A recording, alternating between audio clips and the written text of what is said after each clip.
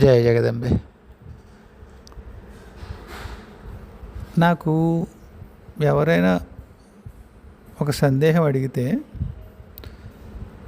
రెండు పరిస్థితులు ఉంటాయి.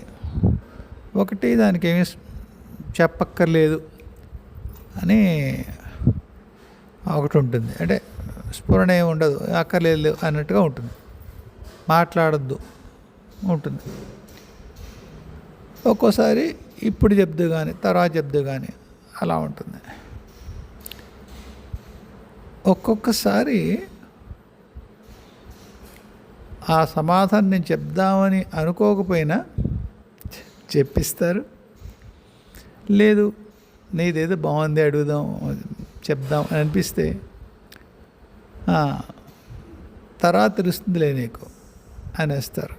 అంటే మీరు అర్థం చేసుకోవాల్సింది ఏమిటి అంటే, మీరు ఏమన్నా అడిగితే నేను పెద్ద తోపుని మీ అందరి ప్రశ్నలకి సమాధానం చెప్తాను అలా అనుకోకండి. మీకు చెప్పేది నేను కూడా వినే సందర్భాలు కొల్లలు ఉంటాయి. కాకపోతే ఒక్కొక్కసారి ఉదాహరణ శ్రీ విద్యలో ప్రవేశం లేని వాళ్ళు ఎవరైనా శ్రీ విద్య గురించి అడుగుతాను అనుకోండి, ఎందుకు ఇప్పుడు ఇంకా గణపతి బాల మొదలు పెట్టలేదు, అమ్నాయి దేవతల వరకు ఎందుకు, మహావిద్యలు ఎందుకు, తెలుసుకుని ఏం చేస్తారు? వద్దులే, అది నిరసన భావం కాదు, అక్కర్లేదు కదా అని ఉంటుంది. బాలాజీ అని అబ్బాయి అన్నాడు కదా, గెట్ రెడీ. ఆ అబ్బాయి అనుకున్నట్ట, వీడండు ఆయన ఉంటాడేమో, ప్రశ్నలు లేకపోతే వీడియో చేయడం ఏమిటో గోల, ఏదో ఒక ప్రశ్న వేద్దామా, అమ్మ ఏదో ప్రశ్న చూపించు అని ఏదో అనుకున్నానే చెప్పాడు ఆయన. సరే, నిజానికి అబ్బాయి నాకు తెలిసి శ్రీ విద్యలో లేడు, ఇంకా చిన్నమస్త గురించి చెప్తారా, తత్వం గురించి అన్నాడు. ఇంకో ప్రశ్న కూడా వేశాడు, ఆ దేవతల నగరమూర్తులు అలా ఎందుకుంటారు అని. వదిలేసాను ఆ ప్రశ్న, నాకేం స్ఫురించలేదు. చిరకాలం పట్టింది, నాకు గట్టిగానే పట్టే రోజులు, చాలా రోజులు పట్టింది. ఒకరోజు చెప్పారు ఆ అమ్మలే, ఇలా ఉంటుంది, ఇలా ఉంటుంది, పెద్ద వాళ్ళకి రహస్యం కాదు అన్న పరిస్థితుల్లో నగ్నంగా కూడా కనిపించి ఉండొచ్చు, నగ్నత్వానికి వేరే అర్థం ఉండొచ్చు, ఇలా చెప్పారు. చెప్తున్నప్పుడు నేను అమ్మని అడిగాను, చిన్నమస్తామని, నీ తత్వం ఏమిటో చెప్తావేటి అమ్మ, ఆ పిల్లాడు అడుగుతున్నాడు. వెంటనే నమ్మండి, వెంటనే చెప్పాను రా అంది. నాకు ఇది అనుభవమే, పూర్వం అనుభవమే. కొందరు మహాత్ములు నన్ను నానాకు ఈ విషయం కనుక్కో అనే సందర్భాలు ఉంటాయి. మహాత్ములు ఎందుకు కనుక్కోమంటారయ్యా, అందరూ అన్నీ చూడకూడదు, అలాంటి సందర్భంలో పిల్లాడున్నాడు వాడు చూస్తాడులే అని అభిమానం కొద్దీ నాన్న ఇది చూడు అనేవాళ్ళు ఉంటారు. అందులో వాళ్ళు చెప్పినప్పుడు పైనుంచి నాకు లలితమ్మ యొక్క రూపమైన స్థితి ఉంటుంది. ఆవిడ ఏదైనా సమాధానం చెప్పి వినే ప్రయత్నం చేయకురా పెద్దడా, అది వస్తుందిలే వదిలే అంటారు. మీకు విషయం చెప్పాను నేను, వింటే నిరోధం వస్తుందిరా, తర్కం వస్తుంది, వదిలే. అలాంటి సందర్భంలో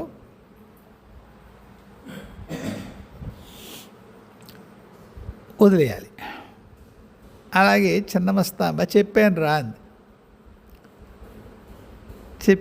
అంటే వెంటనే తెలియాలని నియమేమీ లేదు, నాకు తెలుసా కథ, కానీ అడుగుతాం కదా, అమ్మ ఏం తెలియలేదే అని. తెలుస్తుందిలేరా, చెప్పానుగా, చెప్పాక నీకు రాకుండా ఉండదు నాన్న, ఎప్పుడనేదే ఒక ఇది, అది కాలంలో ఎప్పుడు సరైందో అప్పుడు నీకు తెలుస్తుంది, చెప్పడం ఏదో చెప్పాను నీకు అంతే. ఇంకా ఆవిడ ఆ మాట నాకు ఎప్పుడో ఆవిడ తెలుస్తుందిలే, ఎటొచ్చి ఏ రోజు తెలుస్తుంది అలా ఉంటుంది. అంత నిర్లిప్తంగా అమ్మ చెప్పింది, ఆవిడ తలిచినప్పుడు వస్తుంది, ఇలా అంత సీనే ఉండదు. చిరాగ్గానే ఉంటుంది. మరి మరి దింపుకోలేకపోతున్నాయేమో, మానస్థితికి స్థితి బాగోలేదేమో, ఈ దిక్కుమాల సందేహాలకి ఏం లోటు, వస్తాయి వస్తాయి. సరే, అప్పుడే ఆ పిల్లాడు అడిగి 10 రోజులైందేమో అడిగాడు. మొన్న ఈ మధ్య అన్నాడు కూడా, నేను తప్పు అడిగానో ఏమిటో, సరే తప్పైతే క్షమించండి అనుకుంటాను. అసలు ఈ క్షమించండి వదిలేయండి, ఎవరు అవ్వండి క్షమిస్తారు. దిక్కుమాల ప్రశ్న మీరు ఒకవేళ వేశారు మీకు అనిపిస్తే మీకు మీరే చెప్పుకోండి, రే మళ్ళీ ఇంకా అడగద్దు అని. క్షమార్పణ ఎవరికి చెప్పాలి, అవసరం లేదు, అలా ఏం ఉండదు. కాబట్టి ఆ పదం వదిలేస్తే నేను అనుకున్నాను, నిజంగా ఈ పిల్లాడు శ్రీవిద్యలో లేడు కాబట్టి నాకు దిగట్లేదా, ఇప్పుడు అక్కర్లేదా, నాకైనా కావాలి కదా, తెలుసుకోవాలని ఉంది నాకు. సరే, ఇంత ఉపోద్ఘాతం ఎందుకు అంటే, ఏడు పొద్దున తారక రామన్ చేసుకుంటున్నాను నేను. ఒరే, నువ్వు శ్రీవిద్యోపాసకుడు కదా, తారక రామ ఎందుకు చేస్తున్నావు? ఇష్టమండి, రాముడు అంటే మహా ఇష్టం, మహా ఇష్టం. మరి రామ ఎందుకు చేసుకోలేదు? నా భయం. ఎందుకంటే రామన్ చేయడానికి దానికి ఒక ఇది ఉండాలనుకుంటాను. త్యాగరాజ స్వామి పాట ఉంటుంది, బాలమురళీకృష్ణ ఎంత అందంగా పాడతారో పాట. సుగుణములే చెప్పికొంటి సుందర రఘురామ, ఎంత అందమైన పాట. త్యాగరాజస్వామి నన్ను చూసి, నా అలాంటి వాళ్ళని చూసే రాసేయడం ఏమిటి ఈ పాట అనుకున్నాను నేను. తెల్లాలేస్తే తప్పుడు ఆలోచనలు, తప్పుడు పనులు, తప్పుడు ఇంకేమైనా ఉంటే అవి. ఈ రామచంద్రమూర్తి అంటే పాపం వేరు బగలాడు, బొత్తిగా ఏమంటారు దాన్ని, ప్రజ్ఞాన ఘనస్వరూపిణి అంటారు అమ్మవారిని. అలాగైనా ప్రజ్ఞాన ధర్మస్వరూపం ఆయనతో మనం ఏమో తెల్లాలేస్తే అన్నీ తెంగర్తనాలే, రామచంద్రమూర్తి జపం చేయొచ్చా అనుకునేవాడు నేను. మరి శ్రీరామచంద్రమూర్తి యొక్క లక్షణాలకు దూరంగా ఎక్కడే సరిపోను నేను. ఏకపత్ని వ్రతుని కాదు, ఇంకోటి కాదు, సత్యం మాత్రమే చెప్పేంత ఏం లేదు. ఎన్ని విధ లక్షణాలు ఉండొచ్చో మనుషులకి చెప్పాను కదా. I have my share of vices. కాకపోతే ఎక్కడో వీలైనంత వరకు మా గురువుగారు చెప్తుంటారు, సత్యసాయి చెప్పారంటారు, మా గురువుగారు తరచు చెప్తూ ఉంటారు, గాయపడకు, గాయపెట్టకు. వీలైనంత వరకు ప్రయత్నం చేస్తాను. ప్రయత్నం వల్ల ఇంకా నాలో నాకు నచ్చిన ఒకే లక్షణం తప్పకుండా, ఇంకా ఇది ఎవరన్నా చెప్పిన అదే ఒక లక్షణం రా అన్నా పట్టించుకొని ఒకే ఒక లక్షణం జపం చేసుకోవడం, అంతే తప్ప. అయితే అది కాపాడింది వేరే విషయం, అది మాత్రమే కాపాడింది. ఎన్ని తింగరి లక్షణాలు, ఎన్ని మానవ లక్షణాలు, ఎన్ని డాష్లు ఉన్నా ఒక్కటి కాపాడేసింది, జపమాల. సరే, ఇంతకీ తారక రామన్ చేసుకుంటున్నాను ఇష్టంగా. ఇప్పుడు ఎలా చేస్తున్నావు? ఒక ధైర్యం వచ్చేసిందండి. అంటే తరచు రామదర్శనం అయింది. మా అమ్మ ఆవిడ ఉందిగా, వాడుట్టి వెధవ సీత, వాడి దగ్గర రానే అన్నాడే కట్టు. పిల్లదా మీరు మీకు గోవాలను బోల్డ్ అవతరాల్లో బోల్డ్ చేశారు, వాడి అవతరాలను ఏం చేశాడు పోనిద్దరు అని కసిరేయగలదు అని గొప్ప నమ్మకం నాకు. అందుకని తేడా వస్తే ఆమె చూసుకుంటుందిలే. అంతగా ఆయన పలికే స్థితి, పలకలేని అనకూడదు పాపం, బోల్డ్ సార్లు పలికాడు, ఎప్పుడు కూడా దెప్పలేదు. ఒరే నువ్వేలా రామన్ చేస్తావు, నువ్వా డాష్ గాడివి అనలేదు ఆయన. ముద్దుగానే మాట్లాడాడు, హనుమతో కూడా వేళకోళం ఆడాడు. పెద్దాడికి అడవిరాముడు వేషం ఇష్టం హనుమ, అందుకని ఇప్పటికీ నేను నారచీల కట్టుకునే కనిపించాలి వాడికి అని ఇలాంటి ముద్దులు చేసినవి ఉన్నాయి. సో తిడతాడని భయం లేదు, కానీ నాకు చిన్న గిల్ట్.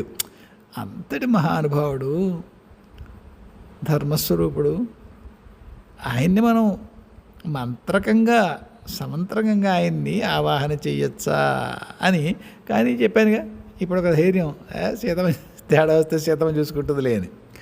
సో తారక రామం చేసుకుంటుంటే ఈ మధ్యలో ఈ రామాయణంలో పిడకలు వేటేమిట్రా అంటారేమో. ఇలాంటి ఆలోచనలు, భావనలు జపాలు చేసేవాళ్ళకి, దైవ దర్శనాలు పొందేవాళ్ళకి, అబ్బో వాళ్ళే అద్దంలో చూసుకుని నాకు అనిపించదు మొహం. అయినా సరే అద్దం ముందు వెళ్తాం కదా, తోపులేమో అనుకునే భ్రమపడే వాళ్ళకి కూడా సందేహాలకి ఏం లోటు ఉండదు. కాకపోతే ఒకే ఒక్క భాగం ఏమిటి అంటే, అమ్మో అయ్యో వచ్చి అలా కాదులేరా ఇలా ఉంటుంది అండము.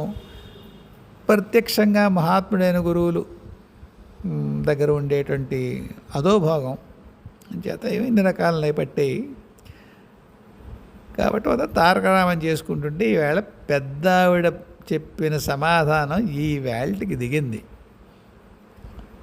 రామం అయిపోతుంది, చివరికి వస్తుంటే హఠాత్తుగా ఇది స్ఫురించింది. అమ్మని ఈవేళ బాలాజీ చెప్పాలి అనుకున్నా. బాలాజీకి చెప్పాలా, ఇంకెవరికైనా చెప్పాలా? బాలాజీ ప్రశ్న ద్వారా ఇంకెవరికో చెప్పాల్సి వస్తుందేమో. మధుసూదన్ గారు కూడా ఇదే ప్రశ్న అడిగాడు. దానికి దీనికి ఒక సంబంధం ఉంటుంది, తర్వాత చెప్తాను. సరే,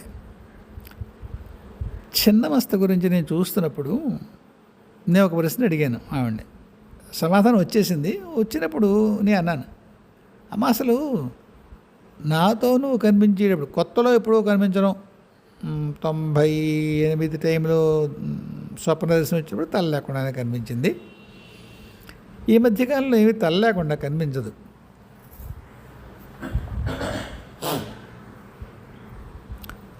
అమ్మ తల లేకుండా కనిపించవు కదే అన్నాను.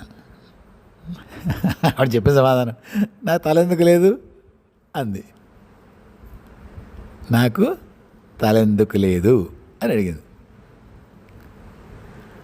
బయలేదానే, నీ పేరే చిన్న వస్తాయి కదే బాబు, నీ తత్వం అడుగుతుంటే నాకు తల ఎందుకు లేదంటే నువ్వు అన్నాను.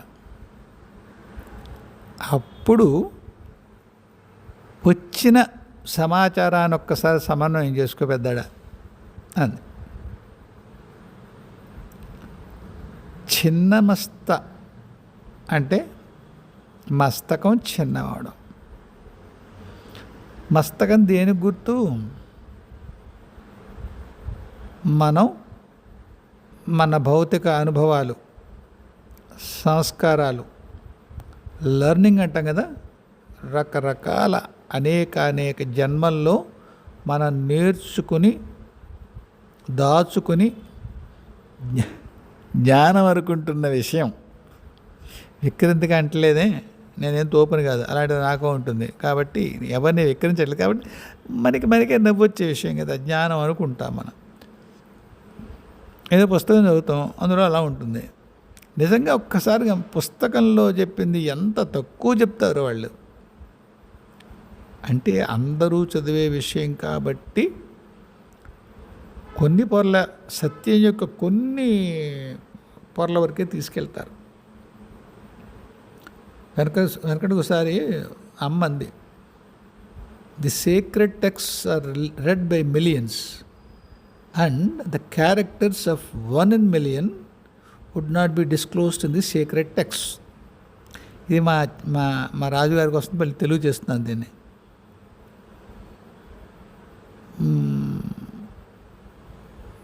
పవిత్ర గ్రంథాలు కోట్ల మంది చదువుతారు. కోట్లల్లో ఒక్కడికి ఉండే లక్షణం ఆ పవిత్ర గ్రంథాల్లో కూడా బయట పెట్టరు. అది రహస్యం.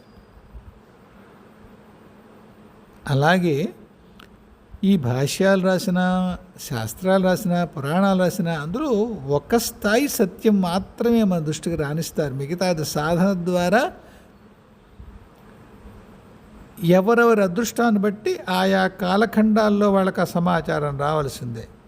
అది ఒక్కోసారి డిస్క్లోజ్ చేయనిస్తారు, ఒక్కోసారి డిస్క్లోజ్ అంటే బయట పెట్టనిస్తారు, ఒకసారి పెట్టనివ్వరు.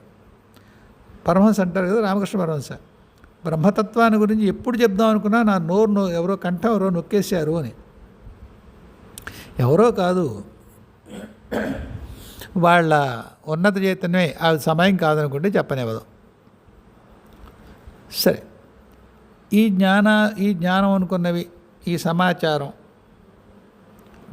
అనేక జన్మల్లో మనం అలవర్చుకున్న వాసనలు, సంస్కారాలు ఏవైనా పెట్టండి.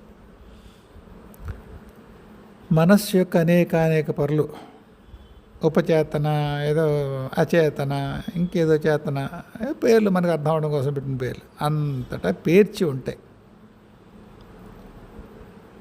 దాన్ని వదులుకోగలగడం జ్ఞానానికి మొదటి మెట్టు. దుర్మార్గం కదా, నేర్చుకున్నదంతా వదిలేస్తే కొత్త జ్ఞానం ఏంట్రా అయ్యా అంటే వదలగలగాలి. ఒక గుడి మెట్లు ఎక్కుతున్నాం అనుకోండి, ప్రతి మెట్టు పవిత్రమే, ఉండిపోతామా? ఒక మెట్టు వదిలితేగా పై మెట్టు ఎక్కేది. అలా అని చెప్పి మెట్టుగా తక్కువ విలువిస్తామా? ఈ మెట్టు లేకపోతే అసలు పై మెట్టు ఎక్కలేరు కదా. కాబట్టి ఏ మెట్టుకు ఆ మెట్టే విలువైంది. కానీ పైన ఇంకా మెట్లు ఉన్నాయని తెలిసి మనకి కనిపిస్తూ ఉన్నప్పుడు, మన ఎరుకలో ఉన్నప్పుడు ఈ మెట్టు వదలాలి. అలాగే జ్ఞానంలో కూడా ఎప్పుడైనా అలాంటి ఒక మజిలీ వస్తుంది. పూర్వం నేర్చుకున్న ఫలానా జ్ఞానాన్ని నువ్వు వదిలేయాల్సి ఉంటుందిరా అయ్యా అన్నప్పుడు వదిలి వెళ్ళగలగాలి. చాలామంది మహాత్ములు చెప్తారు, అన్లర్నింగ్. నేర్చుకున్న దాన్ని తోసిరాజని ముందుకెళ్ళాలి. నదిలో ఒక్కసారి ఈదేటువంటి ప్రక్రియను చూసుకోండి. నీళ్ళని తోసుకుంటూ ముందుకెళ్తాం నీళ్ళలోనే, కానీ మనకెదురొస్తున్న నీళ్ళని తోసుకుని ముందుకెళ్తాం. మనం నీళ్లలోనే ఉంటాం, ఆ నీళ్ళనే తోసుకెళ్తాం. మనం ఒక రకమైన జ్ఞానంలో, ఒక సమాచారంలో ఉంటాం, అది తోసి ముందుకెళ్తాం. ఇటువంటి దాన్ని వదిలి పూర్తిగా చిన్నం చేసి ముందుకెళ్ళాలి. అది చిన్నమస్త.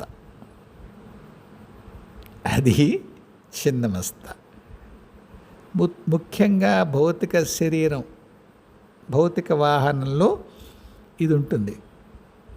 ఈ నేర్చుకున్న దానికి పట్టుకుని ఉండేటువంటి తత్వం ఉంటుంది. అదంతా ఎక్కడ ఉంటుంది? మనకు తెలిసిన వరకు తలలో ఉంటుంది. జ్ఞాపకం, మెదడు, కాంక్రీట్ బ్రెయిన్ అంటారు. ఈ స్పిరిచువల్ టెక్స్ట్లో ఇంగ్లీష్లో రాసేటప్పుడు కాంక్రీట్ బ్రెయిన్ అంటారు. మస్తిష్కం, భౌతిక మస్తిష్కం. దాన్ని చిన్నం చేయాలి. అది చిన్నమస్త. అప్పుడు ఏం జరుగుతుంది?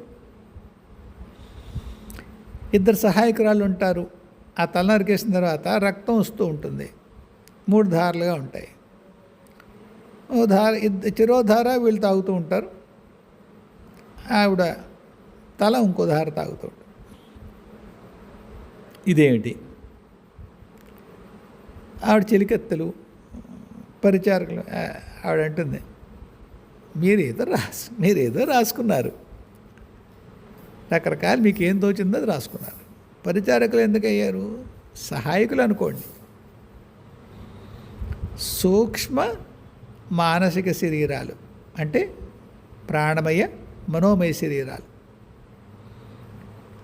అవి సహాయం చేయకపోతే భౌతిక శరీరం బట్టకట్లేదు కదా. అలా కోమాలో పడి ఉంటారు. ఏం భావం ఏం లేదు, ఆలోచన లేదు, బండగా. అవి సహాయం చేయాలి భౌతిక శరీరం నిలబడాలంటే. ఈ 3 కలిసిన వాటినే వ్యక్తిత్వం అంటారు. అపర్ణ గారు ఒకసారి అడిగారు, వ్యక్తిత్వం అంటే ఏమిటి? 3 కలిసిన భౌతిక ప్రక్రియలకి, భౌతిక జీవనానికి సంబంధించినటువంటి వరకు ఈ 3 కలిపిన దాని వ్యక్తిత్వం అంటారు. అభౌతికతకు కూడా కనెక్ట్ అయినటువంటి ఈ 3 యొక్క ఒక కౌంటర్ పార్ట్ ఉంటుంది, అది జీవుడు అంటారు. చెప్పగలుగుతున్నానా? నేను చెప్పగలిగితే మీకు అర్థమవుతుంది. చెప్పే ప్రయత్నం చేస్తున్నాను. భౌతిక, సూక్ష్మ, మానసిక శరీరాలు ఏవైతే కేవలము భౌతికమైనటువంటి విషయాలు, వ్యవహారాల్లో సంబంధించి ఉంటుందో ఆ విభాగాన్ని జీవుడు అంటాం, వ్యక్తిత్వం అంటాం. దీనిదే అయినటువంటి కౌంటర్ పార్ట్ ఉంటుంది. దానికి మిగతా అంతర్లోకాలు తెలుస్తుంది, మన కర్మలేవో, సంచితాలేవో, ఇంకేమున్నాయో లైఫ్ యొక్క డిజైన్ ఎలా ఉంటుంది, ఈ జీవితంలో ఏమిటి, పోయినసారి తెచ్చుకుంది ఏమిటి, వచ్చే జీవితం ఎలా ఉండాలి, ఈ మొత్తం బ్లూ ప్రింట్ అంతా క్యారీ చేసేటువంటిది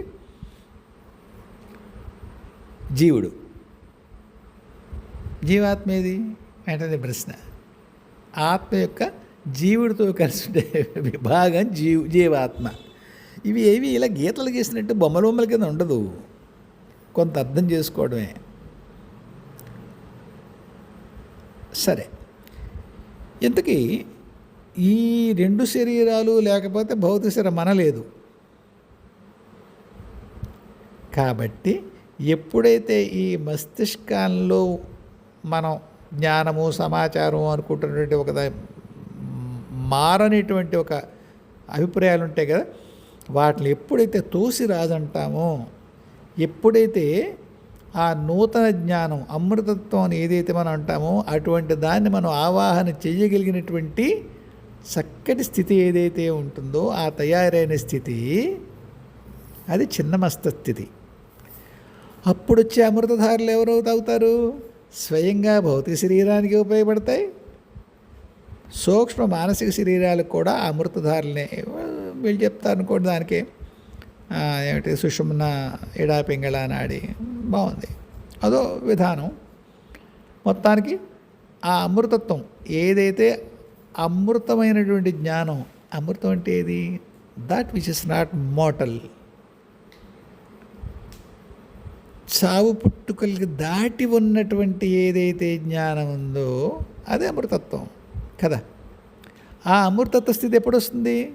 మీరు ఈసరికే నేర్చుకున్న భౌతికమైనటువంటి సంబంధమైన వ్యవహారాల్లో జన్మల్లో మీరు నేర్చుకున్న సమాచారం జ్ఞానాన్ని మీరు తోసి రాజని దాన్ని ఖాళీ చేసేసి, అంటే ఛిద్రం చేసి నాశనం చేసి పడేశారు, తీసే పక్కన. You are open to learn the truth in its raw form. దాన్ని, ఆ సత్యాన్ని మీరు తీసుకునేటువంటి ధైర్యం ఉన్నటువంటి స్థితిలో ఎప్పుడైతే మీరున్నారో, ఒక విధంగా చిత్తశుద్ధి అనొచ్చు. గమనించారా? ఇంతవరకు నేను చెప్పిన సమాచారం గురించి ఉండేదంతా ఎక్కడ? చిత్తం. అది శుద్ధి అవ్వడం అంటే ఖాళీ చేయడమేనా? అదే చిన్న స్థితి. ఆ చిత్తాన్ని ఖాళీ చేశారు, వీడు తలకాయ బద్దలు కొడేశారు అంటున్నారు, అంతే.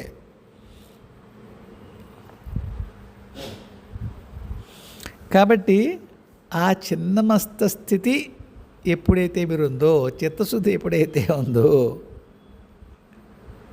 సూక్ష్మ మానసిక శరీరాలు భౌతిక శరీరం అన్నీ కూడా ఆ అమృతంలో తడుస్తాయి, ఆ అమృతత్వాన్ని అనుభూతిలోకి తెచ్చుకుంటాయి. శరీరం ఉండడం రాలిపోవడంతో సంబంధం లేకుండా జీవుడుగా నేనున్నాను జ్ఞానం వస్తుంది. అదే అంటారు కదా దేహాత్మ భ్రాంతి పోవడం అంటే అని. ఆ స్థితి వస్తుంది. ఒకసారి దేహాత్మ భ్రాంతి పోయిన తర్వాత ఎక్కడ చేసే పుణ్యపాపాలు గుణదోషాలు ఇవన్నీ పోతాయి. పోయిన తర్వాత కర్మ యొక్క భోగం మిమ్మల్ని, కర్మానుభవం మిమ్మల్ని బాధ పెట్టదు, ఉంటుంది కర్మదాంత అన్నది ఉంటుంది. శరీరం ఉన్నసేపు కర్మానుభవం తప్పదు, బాధించదు మిమ్మల్ని కర్మ. జ్ఞానాగ్ని దగ్ధ కర్మాణం తమాహు పండితం బుధా. గుర్తొచ్చింది కదా? యస్య సర్వే సమానంభా కామసంకల్ప ఉజ్జితా. అక్కడేముంది? మీకు కామం లేదు, తొక్క లేదు, సంకల్పం, ఏ సంకల్ప వికల్పాలు ఏమీ లేవు, జరిగిస్తారు. కర్మలు దేహానికి పాత ఉన్నాయి, వాడు ఉంటాయి, దేహానికి పడుతుంది, అది పడినవ్వండి మనకే అన్న స్థితి వస్తుంది. స్థితి వస్తుంది, వచ్చే వరకు ఒకటి తీరేది తెలియదు. దాని చిత్తశుద్ధి కావాలి, ఆ అమృతత్వం దిగాలి. దిగినప్పుడు ఇలా ఉంటుంది. ఆ తలభద్ర కొట్టడం అంటే రక్తధారలు బయటకు రావడం, వాళ్ళిద్దరూ అటు ఇటు తాగడం, ఇది దాని అర్థం. మీ సూక్ష్మ మానసిక భౌతిక శరీరాలు మూడు కూడా ఆ అమృతత్వ స్థితిని ఎక్కడిది అమృతత్వ స్థితి? ఎక్కడిది? మీలోనే ఉంది. మీలో అంటే మనలో ఉంది. పోనీ అలా అనుకుందాం, మనలో ఉంది. ఎక్కడి నుంచి అంటే ఎలా చెప్తున్నారు? మళ్ళీ ఎక్కడికి వెళ్తున్నారు? పరబ్రహ్మ కానిదేమీ లేదంటున్నారు. అప్పుడు కొత్తగా బయట నుంచి రాదంటారు. మహాత్ములు ఎవరన్నా చెప్పినా అదే చెప్తారు కదా. జ్ఞానం అంటే ఏమిటి అంటే అది బయట నుంచి ఎక్కడి నుంచి పూర్వం లేనిది నువ్వు తెచ్చుకోవు, ఉన్నది అని గుర్తిస్తావు అంటున్నారు. అదే కదా వేదాంతంలో అందరూ పెద్దవాళ్ళు చెప్పే మాట ఏమిటి? జ్ఞానం కలగడం అంటే ఏమిటి అంటే బయట నుంచి ఏ జ్ఞానం రాదు, నీ దగ్గర ఈసరికే జ్ఞానం ఉంది, దాన్ని మర్చిపోయాను అంతే అనే విషయం తెలుస్తుంది. ఎలా మర్చిపోయావు? మళ్ళీ ఇక్కడికి వస్తాను. జన్మ జన్మాంతరాలుగా, సంస్కారాలుగా, అనుభవాలుగా మీరు కిందకి వచ్చేటప్పుడు, నా ఫేవరెట్ డైలాగ్, యూలో మీరు కిందకి వచ్చేటప్పుడు ఏమేం తెచ్చుకున్నారో ఇక్కడ సంసారం రుచి చూడడం కోసం, ఆ మనస్సు ఏమేం దాచుకుందో ఇక్కడికి రావడం కోసం దాచుకుందో అవన్నీ ఇప్పుడు పైకి వెళ్ళాలి. అక్కర్లేదు కదా, చిత్తశుద్ధనండి, చిన్న మస్తస్థితనండి, లేదా సంకల్ప వికల్పాలు లేని స్థితి అండి. అవన్నీ మనసు లక్షణాలు కదా. సంకల్పం వికల్పం మనస్సు యొక్క లక్షణం. సంకల్పం ఏంటి? ఇది చెయ్యాలనుకోవడం, వికల్పం ఇది వద్దనుకోవడం. ఏదన్నా అంతేగా, మొత్తం మనం చేసే పనులన్నీ ఇది వద్దు, ఇది చేస్తాను, ఇంతే. అదే సంకల్పం వికల్పం, అది మనస్సు యొక్క లక్షణం. అది లేని స్థితి ఏమవుతుంది? ఒక రకంగా మనస్క స్థితి ఏదైతే అంటారో వేదాంతం, అది అనుకోండి కాసేపు. ఇప్పుడు చిన్నమస్తాంబ దేన్ని స్వరూపకంగా చూపిస్తోంది ఇక్కడ ఆవిడ? అటువంటి మస్తకం, అటువంటి చిత్తం, అటువంటి మనస్సు లేదా మన జ్ఞాపకాలు, సంస్కారాలు, వీటిలన్నింటినీ తోసిరాజని శుభ్రం చేసేసిన, పక్కన పడేసిన స్థితి. పదాలు ఏమైనా కానీ జరిగేది అదే. ఆ స్థితిలో మనలోనే ఉన్నటువంటి ఆ జ్ఞానం ఏదైతే ఇన్నాళ్ళు మనం దాన్ని పట్టించుకోలేదో అది 3 ధారాలుగా వచ్చింది. 3 ధారలుగా ఎందుకు వస్తుంది? 3 శరీరాలు ఉన్నాయి కాబట్టి 3 ధారలుగా వస్తుంది, అంతే లెక్క. మీరు ఇంకా పై శరీరాల గురించి మాట్లాడతారా? 5 ధారలు వస్తుంది. అప్పుడు మీరు 4వ శరీరం, 4వ తలం, 5వ తలం, ఏదో బుద్ధిక్ తలం, ఆత్మిక తలం అంటూ మొదలెట్టారు అనుకోండి పదాలు. అప్పుడు మీకు ఆ జ్ఞానధార 5గా కనిపిస్తుంది. చిన్నమస్తాంబ ఇక్కడ ఈ 3 స్థాయిల్లో జ్ఞానాన్ని పొందినటువంటి స్థితి గురించి మాట్లాడుతోంది. అటువంటిది ఆ రూపం చూపించేటువంటి మహావిద్య యొక్క పేరు చిన్నమస్త. నేను చెప్పగలుగుతున్నానా? ఏదో ఉత్సాహంగా చెప్పబోతున్నాను కానీ 3 తలాల యొక్క అజ్ఞానాన్ని వదులుకుని జ్ఞానంలోకి అడుగుపెట్టేటువంటి స్థితి ఒక మహావిద్యగా మనం చూసినట్టయితే అది చిన్నమస్త. మరి అవయ్య ఇద్దరు ఆడ మగ మిథునం సంభోగావస్థలో ఉంటారు కదా, వాళ్ళ మీద తలబెట్టి కాలు పెట్టి ఉంటుందమ్మా. దాని అర్థం ఏమిటి? తాంత్రికంగా ఏమైనా అర్థం ఉంది, లేకపోవడం ఏం లేదు. తంత్రంలో సంభోగావస్థలో జపం చేస్తారు, హోమంలో ఇంకేవో వేల్చవలసినటువంటి హవిస్సులు ఏవో ఉంటే అవి ఇస్తారు. అది ఒక పద్ధతి, దానికి కాదనడానికి లేదు, ఉంది. దమ్ముండి అలా వెళ్ళిన వాళ్ళు వెళ్తారు. మనం ఇప్పుడు దాని నుంచి మాట్లాడుకోక్కర్లేదు. కాకపోతే ఆ సంభోగ స్థితిలో ఉన్న మిథునానికి అర్థం ఏమిటి? సంభోగ స్థితి అంటే ఏమిటి? మన ఆహార నిద్ర మైథునాల్లో అన్నింటికంటే మనకి ఏది ఇష్టం? సిగ్గు లేకుండా చెప్పుకుందాం, మైథునమే కదా. చెప్తారు కదా, తాత పెళ్లి చేసుకుంటావా అంటే ఇప్పుడు నాకు పిల్లని ఎవరిస్తారా అన్నాడు అంటారు. మనిషి శరీరాన్ని ఏమాత్రం కొద్దిగా ఆరోగ్యంగా ఉన్నా అవకాశం ఉంటే మైథునానికి కాదనడు. అంతటి దాని యందు సంలగ్నత ఉంటుంది. మానవ శరీరం అనడానికి వీల్లేదు, అనే శరీరాలకి జీవం ఉన్న ఏ దేనికైనా అన్నిటికంటే భూమికి సంబంధించిన గ్రహం మీద సుమా. వేరే గ్రహాల్లో వేరే మండలాల్లో ఇది ఇలాగే ఉంటుందని చెప్పలేం. ఏ విధంగా మన దగ్గర పంచభూతాలు ఉంటాయి, వేరే చోట్ల పంచభూతాలు కంటే ఇంకా వేరే ఉంటాయి. 2 భూతాలు ఉన్న సందర్భాలు గ్రహాలు ఉంటాయి. శరీరం ఇలా కాకుండా వేరే విధంగా కళ్ళు, మనం ఎరుగున్న కళ్ళు కాకుండా చూడడానికి ఇంకేదో ప్రక్రియ, గోల. కాకపోతే మనం ఈ భూమి గురించి అర్థం చేసుకుందాం. ఈ పులుసుతో ఈ ముద్ద దిగితే తర్వాత సంగతి తర్వాత, అంతేగా. కాబట్టి ఇక్కడ మైథునం అనేది చాలా విశిష్టమైనటువంటి ఒక ఏమంటారు దాన్ని, ఇక్కడ కట్టి ఉంచే లక్షణం. భూమికి మిమ్మల్ని కట్టి ఉంచే, చెడు మంచి ఏమంటలేదు సుమా, నేను అనడం లేదు. అది మిమ్మల్ని భూమికి కట్టి ఉంచుతుంది, జనన మరణ చక్రానికి కట్టి ఉంచుతుంది. అన్నిటికంటే గాఢమైనటువంటి బంధం మనిషి మళ్ళీ మళ్ళీ జన్మలోకి రావడానికి మైథునం. అది దానివల్లే మళ్ళీ వస్తాడు కూడా జన్మలోకి, అవునా కదా? కాబట్టి దానిని ఒక సంకేతంగా, అధిగమించవలసినటువంటి విషయంగా జ్ఞాన సముపార్జనలో దాన్ని అధిగమించవలసిన విషయంగా మైథునాన్ని చూపిస్తారు.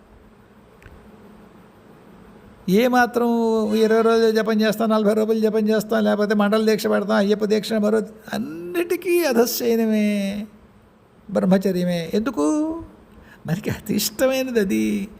దాన్ని కాదని అమ్మ కేసు అయ్యి కేసు పెడితే గుడ్ బాయ్, అంతే కదా. మా అంటే ఇది ఎంత సందర్భం చెప్పచ్చా?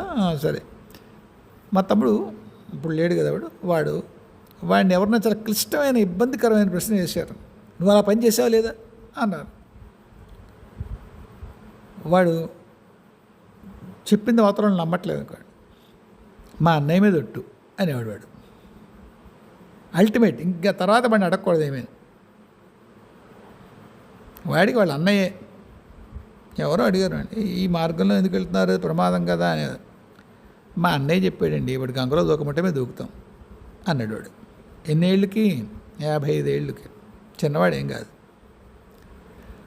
వాడికి వాళ్ళ అన్నయ్య, వాడికి అది హద్దు గీత, అది దాటడానికి వీల్లేదు. అది కూడా నమ్మకపోతే మీ కర్మ నేను చెప్పలేను, మానేయండి అనేవాడు. అలా మీకు ఇక్కడ ఏది హద్దు? ఈ భూమి మీద మీకు ఏది అతి ఇష్టమైన విషయం? మైథునం. దాన్ని అతిక్రమించండిరా. దాన్ని కాదని జపం చేయండి, దాన్ని కాదని ధ్యానం చేయండి, దానికి కాదని ఇంకో ధర్మ సాధన చేయండి. అప్పుడు నియమంగా గ్రహిస్తాను దాన్ని. షుగర్ కంప్లైంట్ వచ్చిన వాడు నేను 15 రోజులు స్వీట్ తినకుండా జపం చేస్తాను, అదా పోరా అంటారు.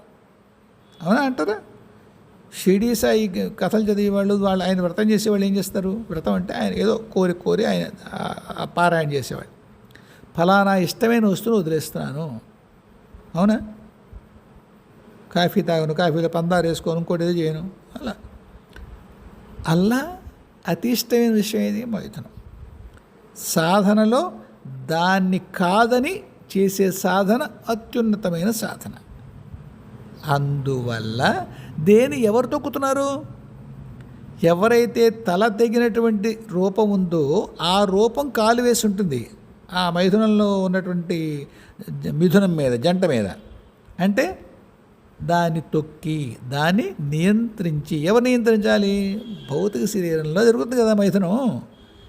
అష్టవిధ మైథునాల్లో మిగతా ఏ జరిగినాక ఖచ్చితంగా ఒక మైథునం భౌతికంగా జరిగేది, మనకు తృప్తినిచ్చే మైథునం భౌతికంగా జరిగేది.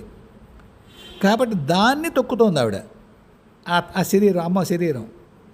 అంటే దాన్ని నియంత్రించి ఈ సాధన చేయాలి. ఏది?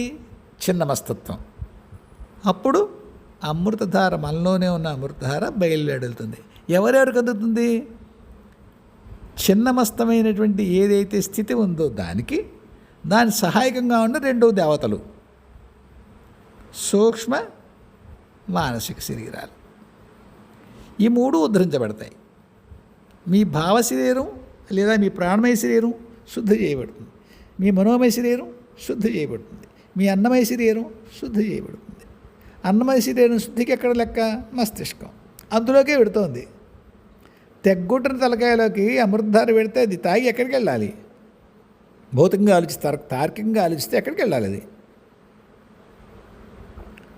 కాబట్టి ఈ 3 శరీరాలకి అమృతత్వాన్ని సిద్ధింపచేస్తోంది. అంటే జన్మ చక్రం దాటిపోయాడు అన్నమాట. జీవుడు జన్మ మరణ చక్రం దాటిపోయాడు. అమృతత్వ స్థితి ఈ 3 శరీరాలకి లభించింది. ఆ తర్వాత లేవా? ఉన్నాయి. ఆ సాధన వేరు. కాబట్టి జనన మరణ చక్రాన్ని దాటేటువంటి సాధనలో ఏం చేయాలో అమ్మ చెప్పేటువంటి ఒక ఏమంటాం దాన్ని, చిత్రణ అనుకుందాం మనకు అర్థం అవడం కోసం. అలా మనకు ఉద్ధరింపజేసేటువంటి ఒకానొక మహావిద్య చిన్నమస్త అమ్మతత్వం అది. సరే, ఇప్పుడు కుదిరితే టైం ఉంటే మధుసూదన్ ఒక ప్రశ్న అడిగారు, చెప్తా.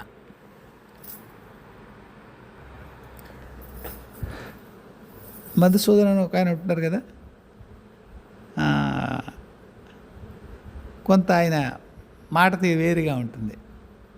మన వాళ్ళు కొందరు నొచ్చుకున్నారు కూడా మొదట్లో, ఇప్పుడు ఎవరు నొచ్చుకోవట్లేదు. సరే, ఆయన పద్ధతి ఒకటి, ఆయన ఒకలా చెప్తాడు. ఆయన ఎందుకు ఆయన ఏమంటాడంటే, అన్న ఏదన్నా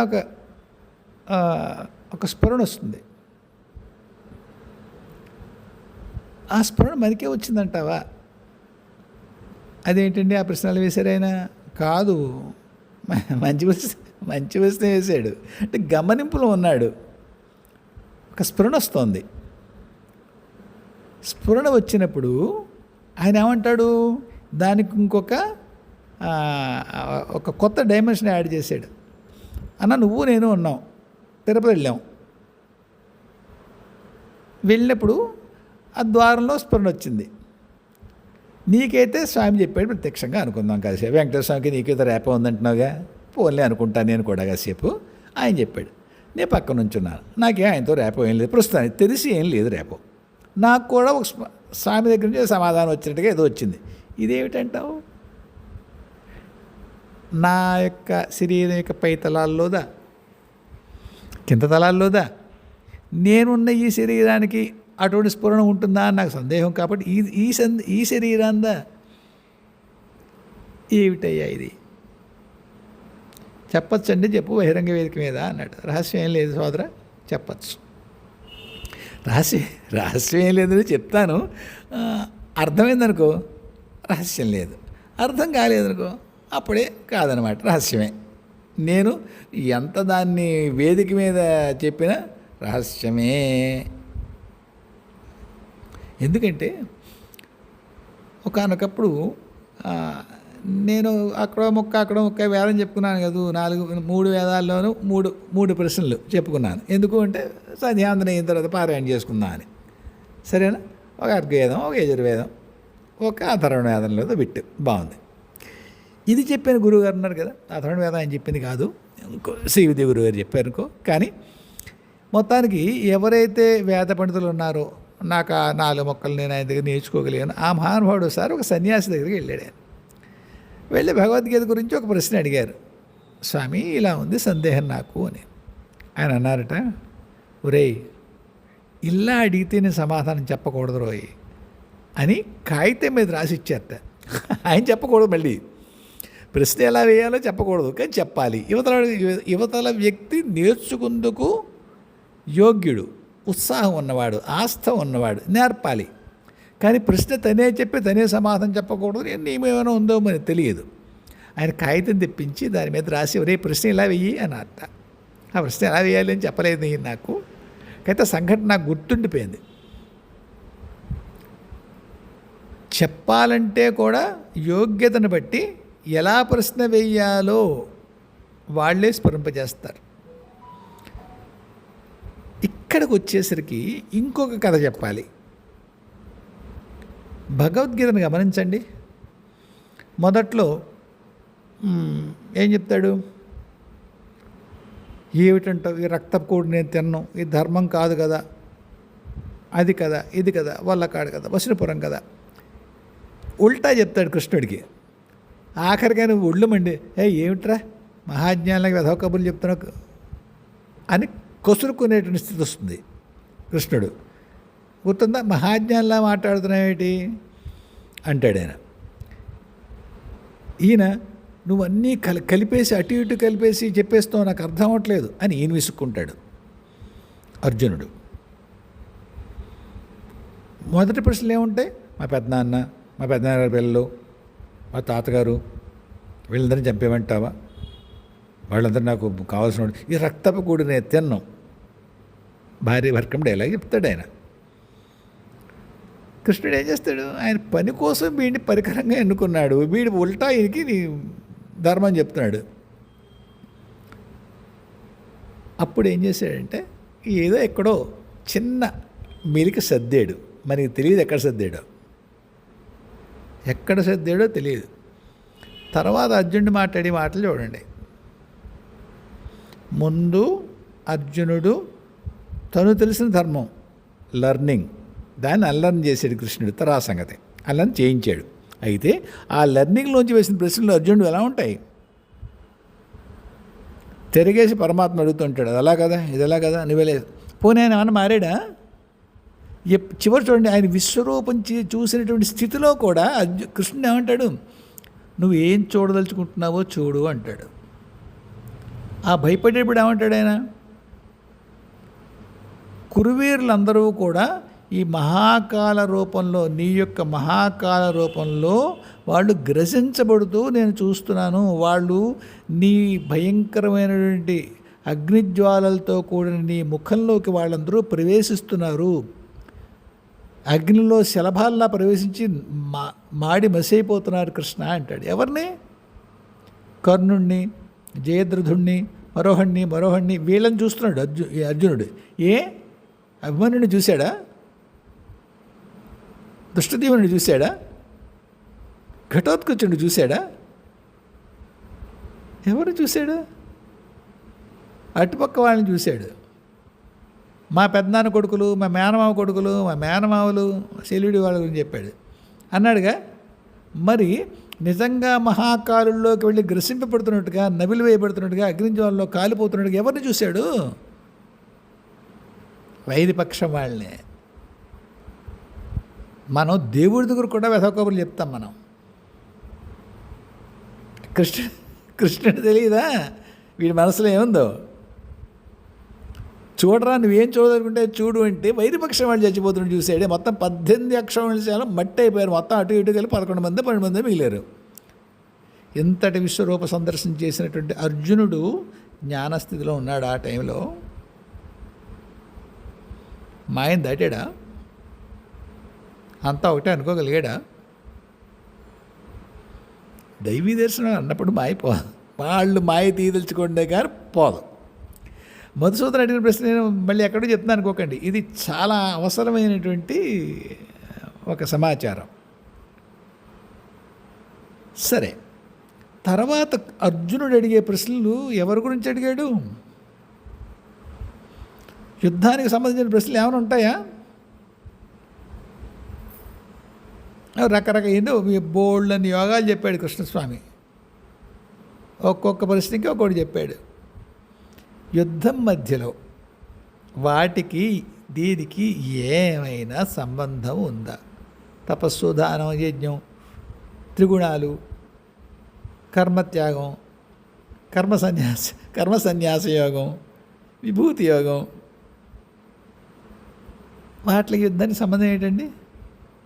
ఎందుకు చెప్పాడు అక్కడ? ఎవరి గురించి చెప్పాడు? అప్పుడు ప్రశ్నలు అర్జునుడివి కాదు. ఒకసారి ఆయన మానసిక స్థితిని తను గొప్పవాడిని, తను తెలుసుకున్న జ్ఞానం ద్వారా పరమాత్మతో తర్కం పెట్టుకుందాం అనుకునేటువంటి బుద్ధిని పక్కకి దాన్ని శమింపచేశాడు పరమాత్మ. ఆ తర్వాత ఆయన సృష్టి యొక్క ప్రశ్నలను తన ద్వారా పరమాత్మకి వేయగలిగాడు. బొంగు వేసింది ఏం లేదు, వెయ్యనిచ్చారు. దానికి కావలసినటువంటి స్థితి ఏదైతే ఉందో ఆ స్థితి పరమాత్మ కల్పించాడు అర్జునులో. అప్పుడు ఆయన వేసిన ప్రశ్నలు ఏమున్నాయి? ఆయనకి సంబంధించినవి కాదు. సృష్టిలో ఎంతోమంది మహర్షులు, సాధకులు, జ్ఞానులు, ఇంకా పై జ్ఞానానికి వెళ్ళవలసిన వాళ్ళు, దేవతలు ఎవరెవరో ఉన్నారు. ఆ జ్ఞానార్థులే ఉన్నవాళ్ళు. వాళ్ళ కోసం దిస్ ఈజ్ ది టైం. ఈ కాలఖండంలో, ఈ మహాకాల స్థితిలో, ఈ విశ్వరూప జగద్గురు స్థితిలో ఏ జ్ఞానం, ఏ సాధకులకి, జ్ఞానార్థులైన వాళ్ళకి, ముముక్షువులకి ఎవరెవరికి అందాలో అందే సమయం అది. స్వామి దాన్ని ఉపయోగించుకుని అర్జునుడి మాధ్యమంగా ప్రశ్నలు వేయించాడు. అర్జునుడి ప్రశ్నలు కావు అవి. మళ్ళీ కావాలంటే ఇంకోసారి గమనించి చూడండి. అర్జునుడికి నాకేం తెలుసు సార్, అంతవరకు వాళ్ళు బాణాలు వేసుకున్న వాళ్ళేగా. తర్కం కూడా చెప్పాడు మా పెద్దనాన్న వాళ్ళు అన్నట్టు అంతకుముందు. అవి ఏమైపోయాయి? పెద్దనాన్న లేదు, బాబాయ్ లేదు, పిన్ని లేదు, ఏం లేదు అక్కడ. ఒక్కొక్క యోగం గురించి అడిగాడు. నీ విభూతులు ఏమిటన్నాడు, అదేమిటన్నాడు, ఇదేమిటన్నాడు. ఆయనకి ఏమీ ఆ యుద్ధానికి అతని ఇంతకుముందు జీవితానికి ఏమీ సంబంధం లేని ప్రశ్నలు వేశాడు అర్జునుడు.